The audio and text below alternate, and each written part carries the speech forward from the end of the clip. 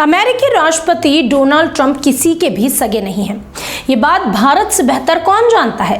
कभी प्रधानमंत्री मोदी के मुरीद कहे जाने वाले डोनाल्ड ट्रंप भारत और रशिया की दोस्ती से कितने बौखलाए, ये सभी जानते हैं। ये तो पूरा विश्व जानता है। भारत ने जब ऑपरेशन सिंदूर किया तो ट्रंप पाकिस्तान के सपोर्ट में सामने आ गए। उन्होंने भारत के साथ व्यापार न करने की सलाह अपने बड़े बड़े बिजनेसमैन को भी दे दी। हालांकि ये बात अलग है कि उनके बिजनेसमैन ने उनकी बात नहीं सुनी और भारत के बाजार की असीम संभावनाएं देखकर ऐसा किया नहीं। खैर, ये किस्सा फिर कभी, क्योंकि आज हम बात कर रहे हैं उस ताज़ा जख्म की जो अमेरिकी राष्ट्रपति डोनाल्ड ट्रंप ने पाकिस्तान को दिया। अभी कुछ ही दिन पहले की बात है जब ट्रंप ने जनरल मुनीर को अपना फेवरेट कहा था और अब बस कुछ ही दिन बाद ट्रंप ने पाकिस्तानियों का फजीता कर दिया और एक बार फिर से साबित किया कि ट्रंप के किसी भी बयान को सीरियसली नहीं लिया जा सकता। पूरा मामला क्या है ये बताएं उसके पहले अब तक अगर आपने हमारे चैनल को सब्सक्राइब नहीं किया है तो कर लीजिए।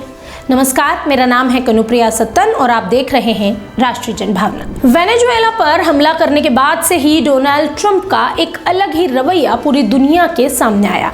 दूसरे देशों को विश्व में शांति कैसे बनाए रखें ये पाठ पढ़ाने वाले डोनाल्ड ट्रंप के तेवर कुछ अलग ही नजर आ रहे हैं। ट्रंप इस वक्त दुनिया के कई देशों के लिए खौफ भी बने हुए हैं।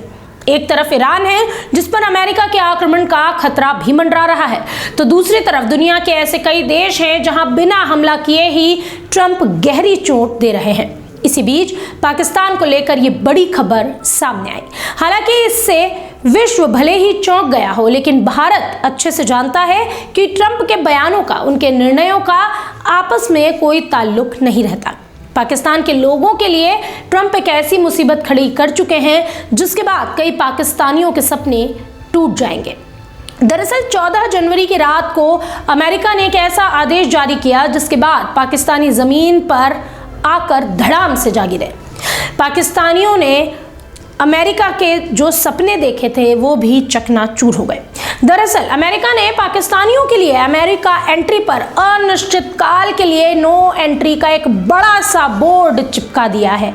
ये बोर्ड चस्पा करने के बाद पाकिस्तानी जो हैं वो हैरान हैं, क्योंकि ये वही ट्रंप है जो कुछ दिन पहले तक आर्मी चीफ मुनीर को न जाने किन किन विशेषणों से नवाज रहे थे। कभी माय फेवरेट जनरल तो कभी हाईली रिस्पेक्टेड जनरल तक कह चुके थे। ट्रंप ने शहबाज शरीफ और आसिम मुनीर को ग्रेट पीपल तक कहा था। अमेरिकी राष्ट्रपति से अपने लिए ये तारीफें सुनकर पाकिस्तानी इसे सच मान बैठे, फूला नहीं समा रहे थे। उनसे लग रहा था कि ट्रंप के रूप में उन्हें शक्तिशाली मसीहा मिल गया है जो भारत से उन्हें बचा सकता है। ऐसे में अमेरिका में पाकिस्तानियों के लिए इस नो एंट्री के बोर्ड ने उन्हें तगड़ा झटका दिया।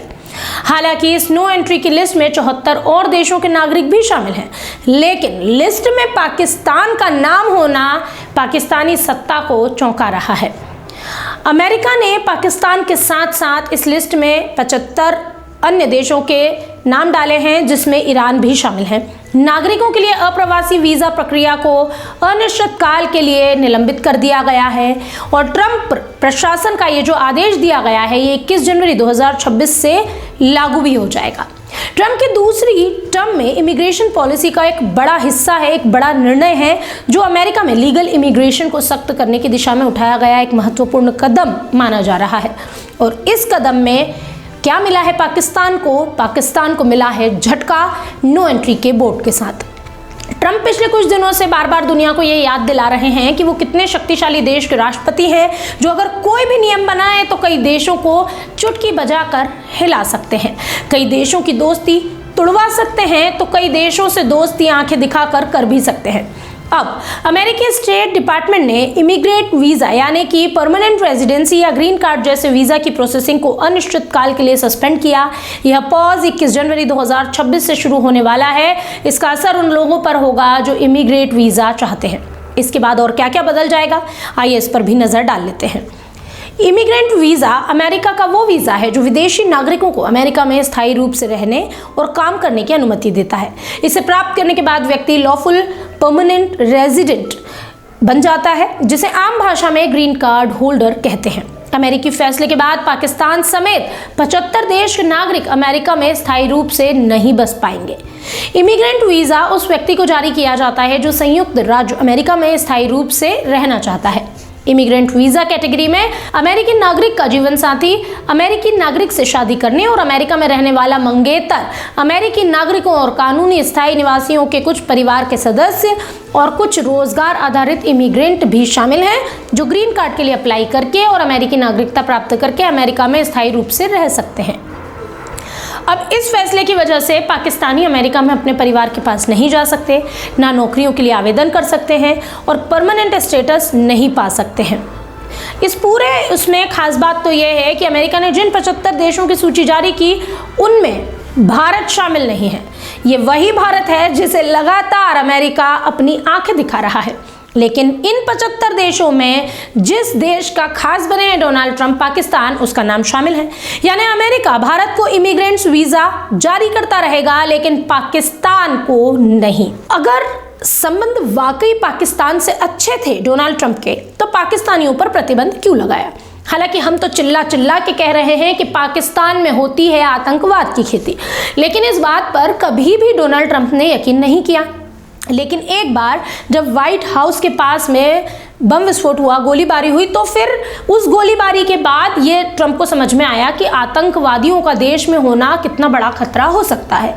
ऐसे में इन 75 देशों की लिस्ट में पाकिस्तान का नाम होने से चर्चा हो रही है कि जब पाकिस्तान और अमेरिका के संबंध अच्छे ही थे तो अमेरिका ने आखिरकार पाकिस्तान पर प्रतिबंध क्यों लगाया।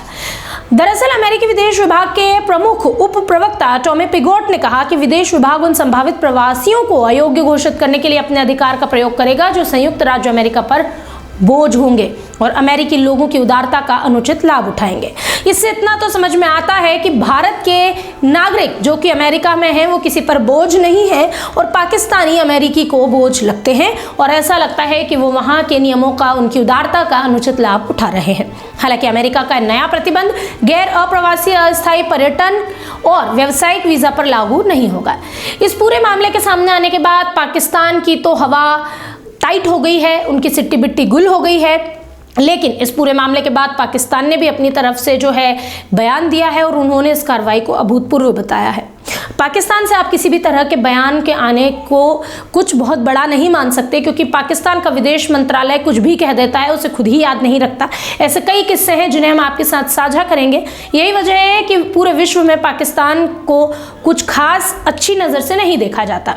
बहरहाल पाकिस्तान का विदेश मंत्रालय जब उन्हें इस मामले में जानकारी मिली तो उन्होंने भी इस पर एक बयान दिया और बयान था कि वो इस फैसले से हतप्रभ है, आश्चर्यचकित हैं, उन्हें यकीन नहीं हो रहा कि डोनाल्ड ट्रंप ने ऐसा कैसे कर दिया।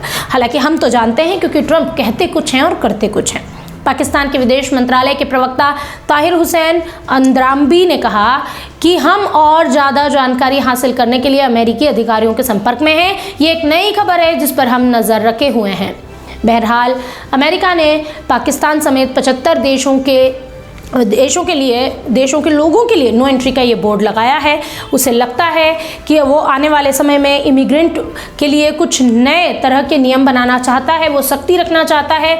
अगर कोई भी देश अपने देश के अंदर सुरक्षा व्यवस्था के लिए किसी भी तरह के कदम उठाता है तो हम उसे जायज़ या नाजायज़ नहीं कह सकते।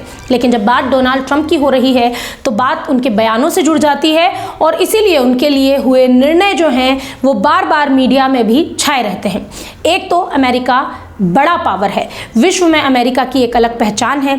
ऐसे में अमेरिका के लिए गए फैसलों से कई लोगों पर, कई देशों पर असर पड़ता है। अब यह फैसला लोगों की ज़िंदगियों पर क्या असर देने वाला है? पाकिस्तानी लोगों के सपने टूट गए हैं क्या? कितनी जल्दी ये नो एंट्री का बोर्ड हटाता है? और आखिर डोनाल्ड ट्रंप इस मामले में कुछ कहते हैं या नहीं अपने डियर फ्रेंड को लेकर? ये सब तो आने वाला वक्त बताएगा। लेकिन इस पूरे मामले पर आप क्या राय रखते हैं? कमेंट बॉक्स में आप हमें ये ज़रूर बताएं और देखते रहिए राष्ट्रीय जनभावना।